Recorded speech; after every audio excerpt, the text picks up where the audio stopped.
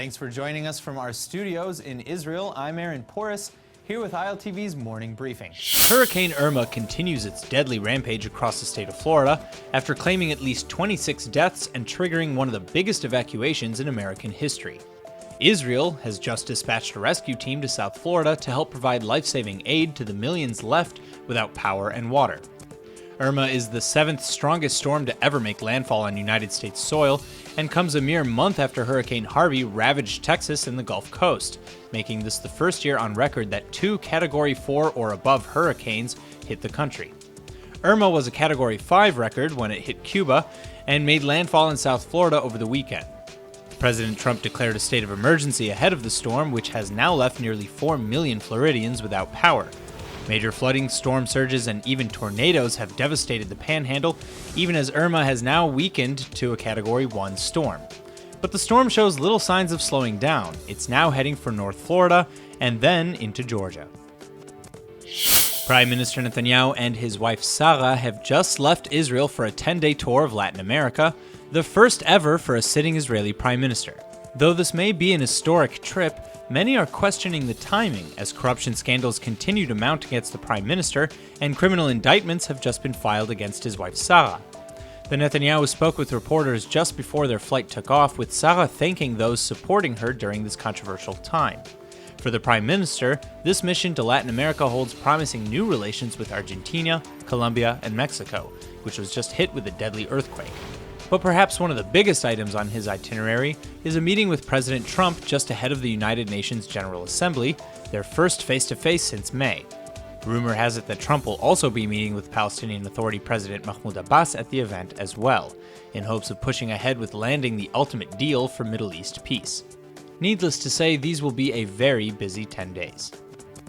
The Israeli Prime Minister's son Yair Netanyahu is drawing outrage right now for a meme he posted last week that included heavily anti-Semitic overtones. The meme features Jewish billionaire George Soros, somehow involved with a lizard creature, and several other leading figures and critics seen as opposed to the Prime Minister. Yair then captioned the image with the title, "Food Chain." Now, despite taking down the post less than 24 hours after putting it up, Yair is still the focus of a lot of heat. The Israeli branch of the Anti-Defamation League said that the image was blatantly anti-Semitic and warned of the dangers inherent in anti-Semitic discourse that should not be taken lightly. Apparently, those dangers are very real too, as alt-right and neo-Nazi groups across the United States immediately began quoting and praising Netanyahu. Former KKK leader David Duke even tweeted, "Welcome to the club."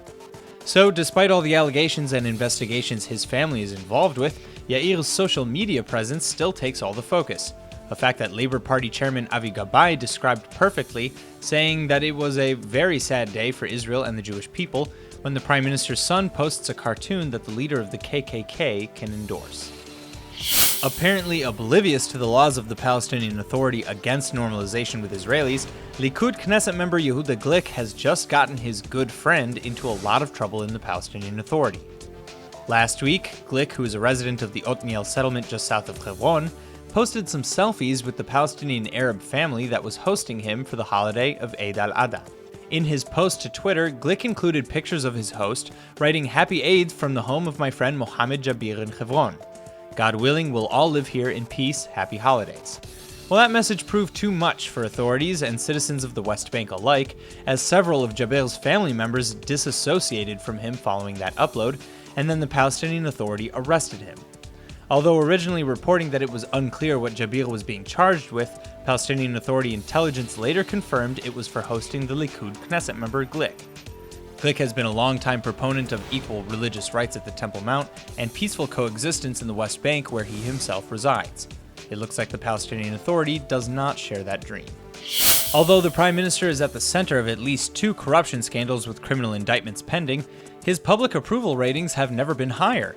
Netanyahu is so confident in his numbers, in fact, that he's reportedly pushing for the next election to happen as soon as possible. The elections are currently slated for November of next year, but Israeli media is reporting that if Netanyahu had his way, they'd be happening in the next few months. Now, advancing the elections may be unlikely considering the fierce opposition of Netanyahu's partners in the Knesset, but Netanyahu's alleged push for them is evidence of public support for the Prime Minister. After recent breaks in the police's corruption scandals against Netanyahu, including the turning of his former aide Ari Harrow and the arrest of several key participants in the Case 3000 submarine scandal, the Prime Minister has been appealing to his core base extra hard in the last few months. Looks like all these rallies and public appearances could be early campaigning.